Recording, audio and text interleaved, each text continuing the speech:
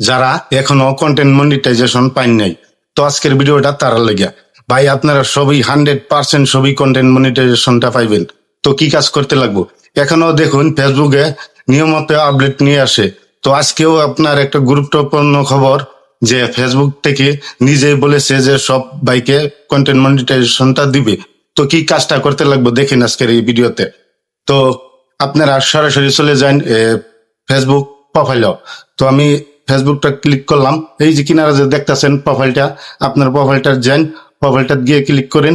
Click করার সাথে সাথে এসে যাবে নিচে আপনি প্রফেশনাল ড্যাশবোর্ডে ক্লিক করেন। ক্লিক করার সাথে সাথে নিচে দেখেন, অল্প নিচে দেখেন হেল্প এন্ড সাপোর্ট। তো হেল্প এন্ড সাপোর্টও ক্লিক করেন। ক্লিক করার সাথে সাথে অল্প স্ক্রল করেন। স্ক্রল করার সাথে সাথে দেখেন সাপোর্ট বক্স। তো আপনারা এই সাপোর্ট বক্সে যান। যাওয়ার সাথে সাথে এনে দেখেন মজার ব্যাপারটা। তো কোনখানে যাবেন? এই সাপোর্ট বক্সে ক্লিক করার সাথে সাথে অল্প তলে দেখেন, অল্প নিচে নিচে দেখেন অপশন একটা আছে। তো এই অপশনটার মধ্যে ক্লিক করেন।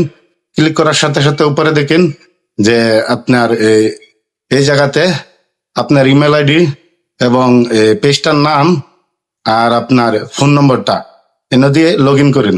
লগ ইন করার সাথে সাথে তলে দেখছেন এখানে একটা আপনার এই পেজটার স্ক্রিনশট লইন, যে আপনি এখনো কন্টেন্ট মনিটাইজেশনটা পাইছেন না।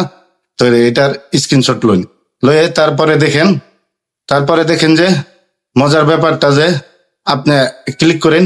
ক্লিক করার সাথে সাথে এই দেখেন এসে গেছে। তো এই জায়গা থেকে আমি এক্স্যাক্টলি হাই বলে একটা কমেন্ট করলাম, দেখেন সাথে সাথে রিপ্লাই এসে পড়ছে। তো এখানে আমি স্ক্রিনশট দিলাম আবারও।